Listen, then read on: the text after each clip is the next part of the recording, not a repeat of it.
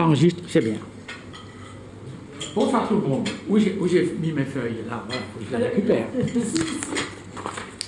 Non, c'est pas celle-là qu'il me faut. SOS Paris, oui, c'est un vaste programme. Nous sommes une petite association dont la charte est effectivement de protéger le patrimoine de Paris et le cadre de vie des Parisiens, le cadre de vie quotidienne. Et nous sommes complètement indépendants et libres de choisir nos combats. Je m'explique, on ne dépend, on a des attaches avec aucun pays, aucun parti politique. On est très léger, on a un petit bureau, on a déjà des délégués dans les différents arrondissements de Paris, et pas assez, et d'ailleurs s'il y en a parmi vous qui se sentent une arme de délégués, eh bien, si votre arrondissement n'est pas bien couvert, eh bien, je suis votre homme, venez me voir. Notre but est un peu de mettre l'administration en face de ses responsabilités et de, comment dire, elle établit des règles et parfois elle ne les suit pas du tout. Ou elle les courbe comme, je ne sais pas, à son goût de les suivre. Nous avons acquis un certain savoir-faire juridique, on emploie les avocats. Maître, je vous t'envoie, où êtes-vous? Ah, voilà. Non, il y a deux avocats.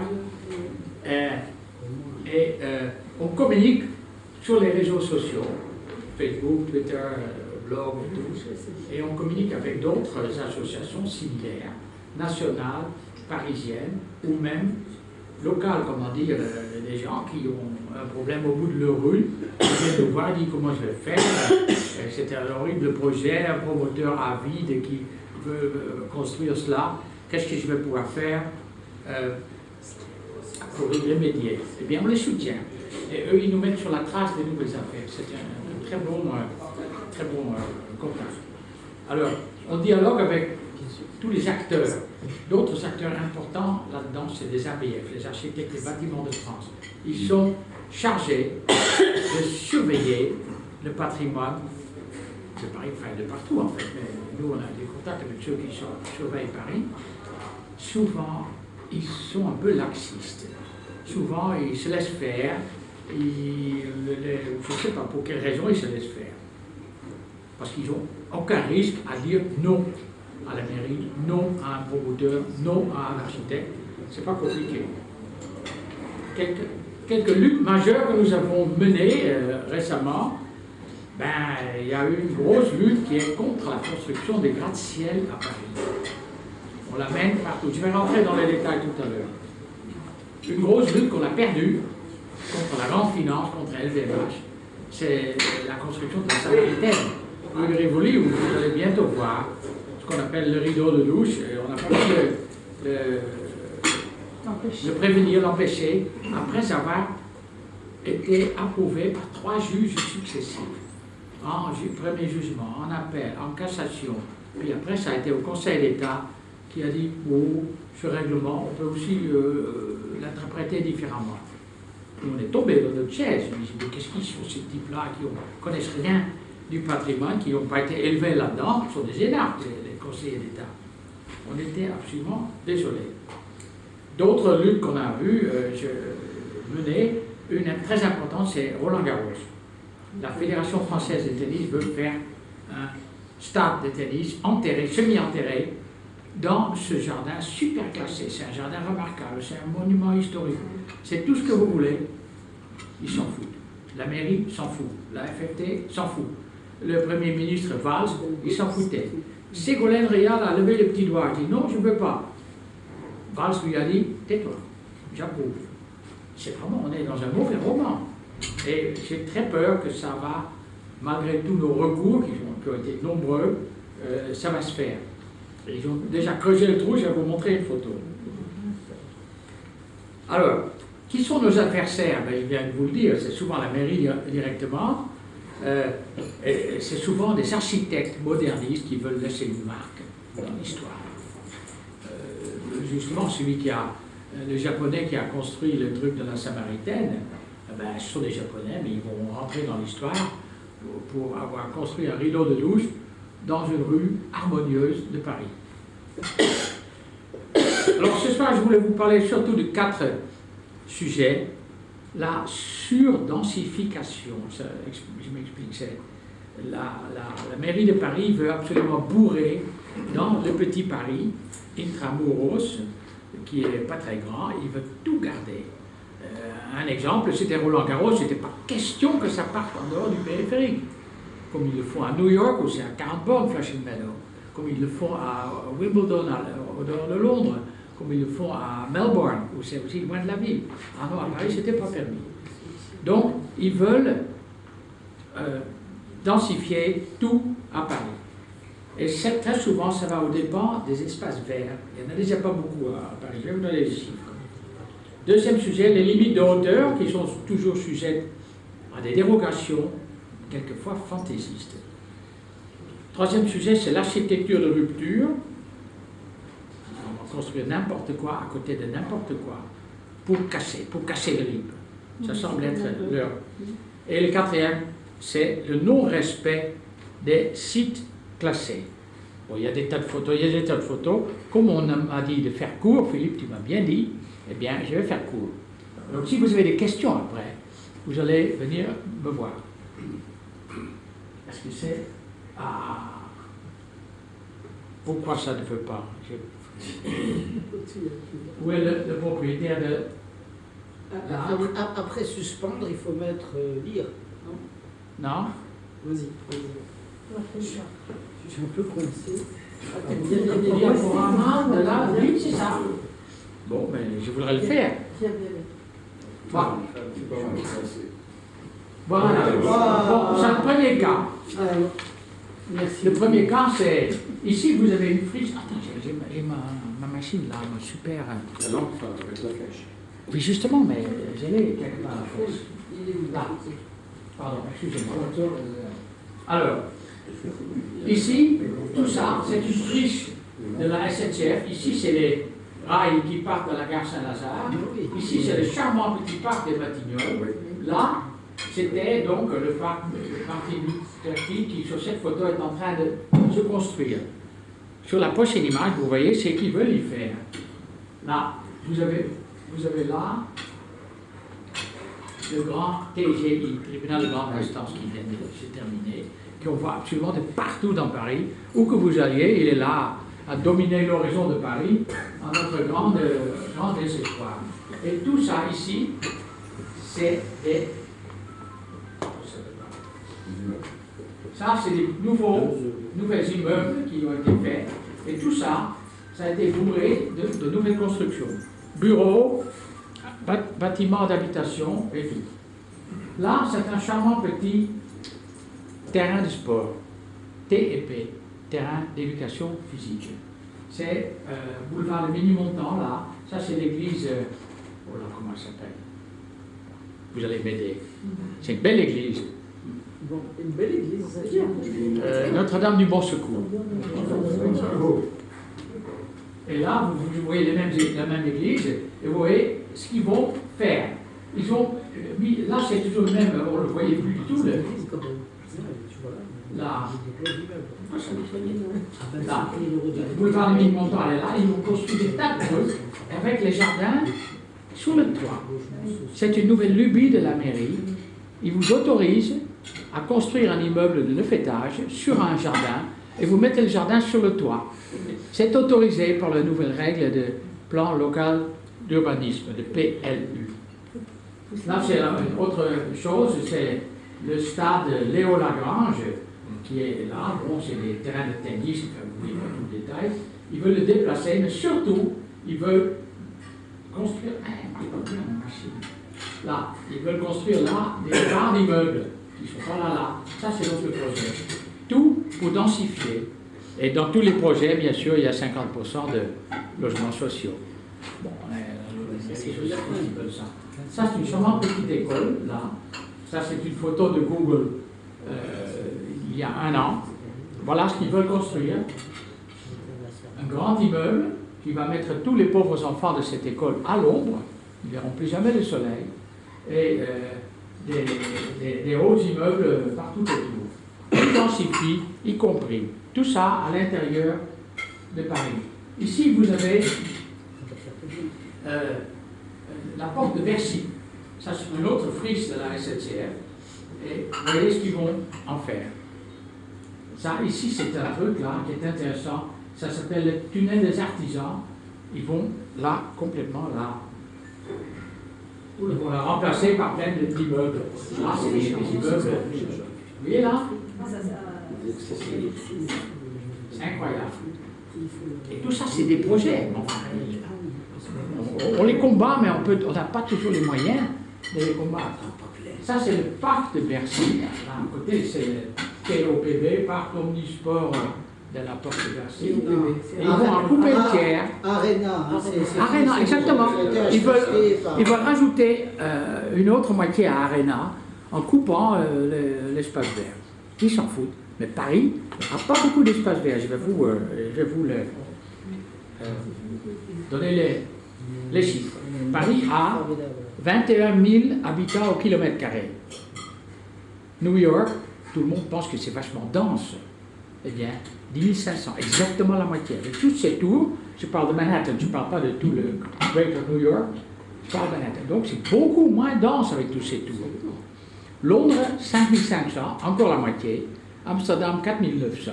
Berlin, 3 900. Donc toutes ces villes qu'on connaît bien ont beaucoup moins d'habitants au mètre carré.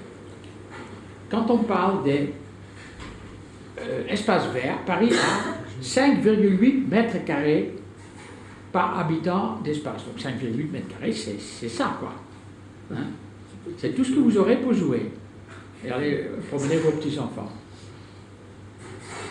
Si on compte le bois de Boulogne et le 27, ça monte à 14, mais enfin, si on regarde dans le 8e arrondissement ou dans le 9e, c'est 0,24. C'est-à-dire, il y a 2 feuilles A4 d'espace vert par habitant. La recommandation de l'OMS, l'Organisation mondiale de la santé, c'est 10 mètres carrés. Donc on est très en dessous, on est nulle part. Et donc si vous regardez à Berlin ou à Rome ou à Amsterdam, ils ont tous un multiple de Paris. Rome en a même 321 mètres carrés par habitant. Je ne sais pas où ils les trouvent, franchement, il faut que j'aille voir. 321 mètres carrés, c'est beaucoup. Tout ça a une influence sur les prix des friches de la mairie créante. Bon, je vais passer à mon prochain sujet. Ça, c'est donc le projet de là, ici, c'est le truc qui va empiéter sur le jardin de Bercy, qui va en piquer le tiers. Maintenant, on va dans les tours, on va dans les limites de hauteur. J'ai fait, pour m'amuser, c'est un photomontage, Dieu soit loué. C'est pas la réalité.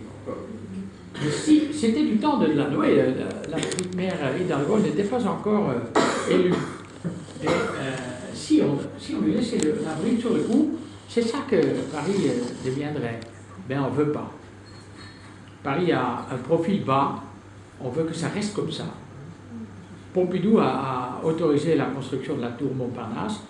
Ensuite, Giscard a dit c'est terminé tout ça. Je limite la hauteur à 37 mètres sur tout Paris, ou même 25 mètres dans le centre. Ça a survécu pendant longtemps. Mais Delanoë est arrivé et dit non, on va quand même faire des tours. Il a fait un sondage. Il a écrit à 120 000 Parisiens. 120 000, c'est quand même pas rien. 62% de ces personnes ont dit non, on ne veut pas de tour dans Paris. Il a mis le rapport dans ce tiroir, il a fait ce qu'il voulait faire. Il a présenté à grand renfort de comme ils savent bien faire, les projets des tours. Nous, on a ça sur notre page Facebook, si vous prenez la peine d'aller voir. Le nouveau tribunal de grande instance, c'est trop tard. Les tours triangles. Attends, je vais laisser. Non, la tour triangle. Non. Allez, la tour tribunal de grande instance, c'est trop tard, elle y est. Les tours du haut, Anne Hidalgo a pris sa pelle, elle a mis la première pelletée. Elle était toute heureuse avec Jean Nouvel et tout ça, tout le monde. Donc, les tours à Bercy, on a encore en alerte. Et pour la tour Triangle, on vient de déposer le 4 octobre, il y a 6 jours, un grand recours qui a beaucoup embêté la mairie, on s'en est vite rendu compte. Notre avocat, je vous passe les détails, il a trouvé un angle d'attaque très bien. Donc, on veut éviter cette horreur. Les gens lèveront la main et disent, mais c'est pas une horreur, c'est tout. D'accord, c'est fait par Renzo Piano, qui est un architecte. Qu'est-ce que vous faites là? On essaie de vous cadrer. Vous avez la tête coupée. Parce qu'on vous J'ai la cadre. tête coupée. Oui, c'est dommage. Oh là, c'est pas très grave. Ça fait très révolution française, mais Oui, mais j'étais pas dans l'horreur. Là, on me voit? non. Ben, on va monter. Mais je l'avais mis le truc là. Non, parce qu'on vous voyait pas du tout. Ah là là. Faut mettre un truc là-dessous là. On va mettre les assiettes dans l'autre sens, avec des conseillers. Conseillers techniques. C'est quand même dommage. Oui. Ah, Là, très bien. voilà. C'est bon? Restez ici, c'est parfait. Je suis pas un révolutionnaire. Non, non. J'ai pas la tête coupée. C'est parfait. Bon, alors, c'est une belle tour, on peut dire que c'est une belle tour. Vous avez tous vu des vidéos, on montre que c'est une chose absolument transparente, aérienne et tout, super. Mais bon, c'est un truc qui domine de sa masse tout le profil urbain. Les Anglais diraient la skyline de Paris. Là, regardez, vu à travers l'Arc de Triomphe, c'est quand même pas très beau. Ça, c'est c'est le tribunal de grande instance. Oui. D'accord. Oui. Et là, c'est la fameuse tour triangle. La fameuse tour triangle qu'on combat depuis, je ne sais pas, 10 ans, quelque chose comme ça. Elle est 180 mètres de haut. Elle est, selon nous, elle n'est pas du tout transparente et cristalline comme on la voit là-bas. C'est une grosse tour qui va être comme la tour Montparnasse. C'est à côté du parc des expositions. Pardon? C'est celle qui serait... C'est ça, exactement. C'est ça. Ils ont déjà abattu des bâtiments à cet endroit-là. Ils ont déjà abattu des bouts de halles d'exposition. Non, mais c'est... On a du mal parce qu'il va arriver des choses. Ça, c'est aussi des images de l'architecte. J'ai posé la question, comment vous pouvez dire que c'est transparent?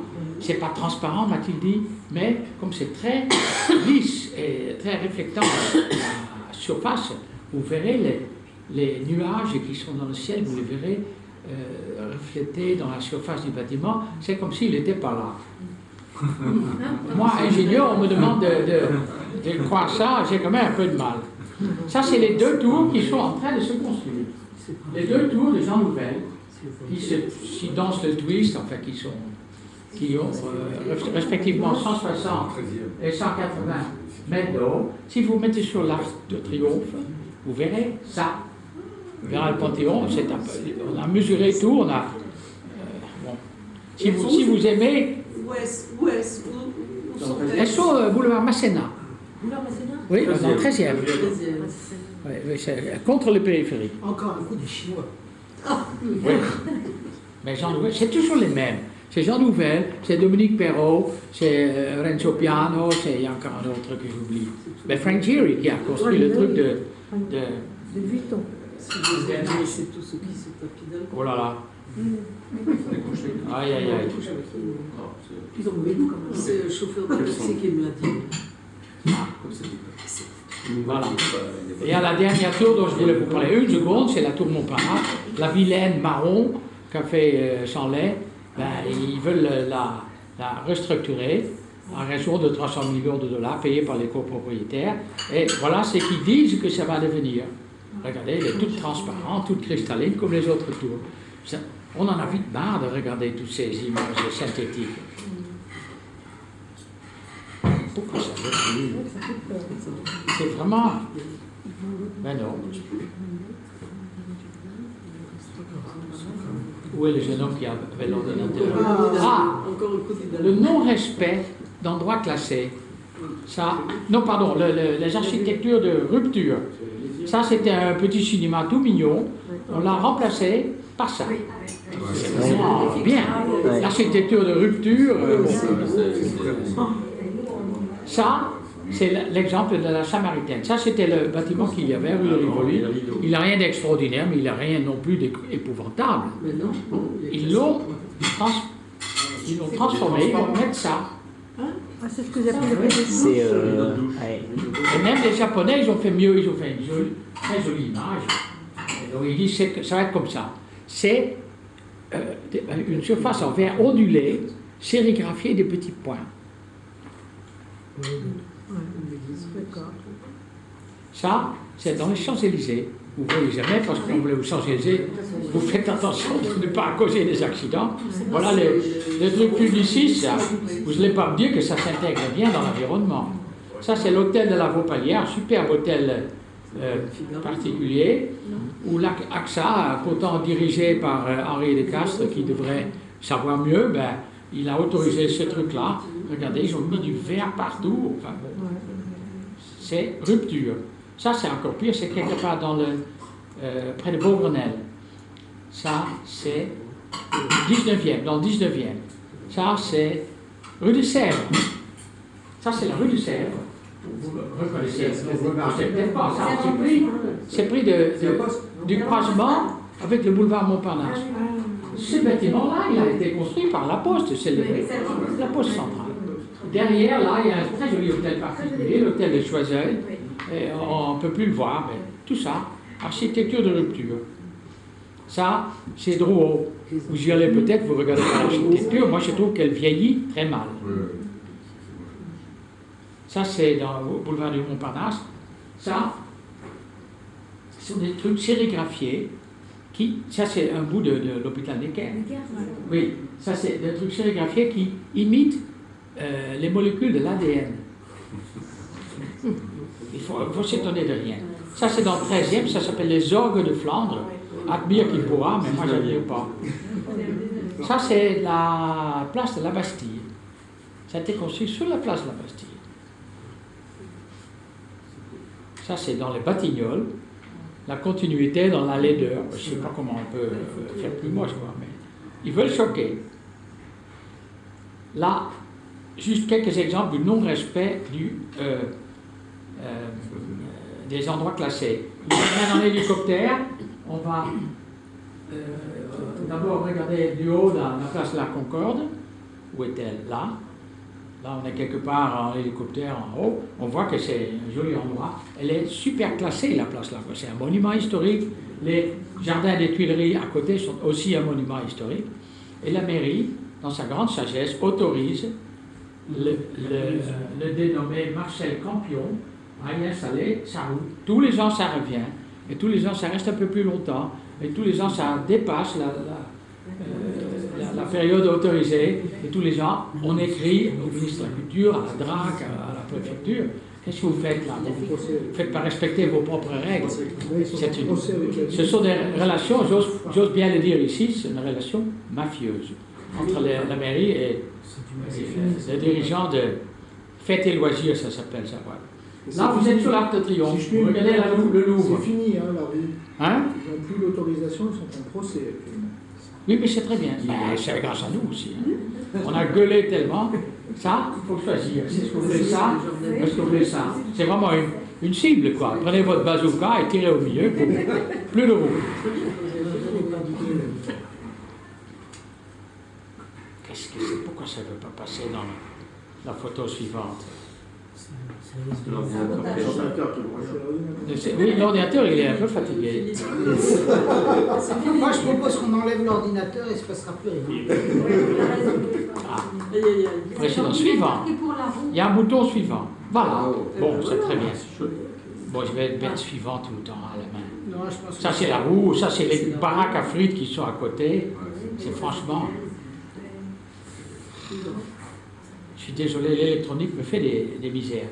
Ça, le dernier exemple que je voulais quand même vous montrer, c'est les jardins d'Auteuil. Tout ce périmètre est super classé. Jardin remarquable, monument historique, super classé. Ça, c'est ce qu'ils veulent faire. Ils veulent un cours semi-enterré, juste à côté des grandes serres qui sont classées. Les serres de Jean-Camille et Formigé, enfin bon. On a mené une lutte sans merci, pas seul, avec les VMF, les vieilles maisons françaises, dont vous êtes sans doute beaucoup d'entre vous membres. Et franchement, voilà ce qu'ils veulent y construire.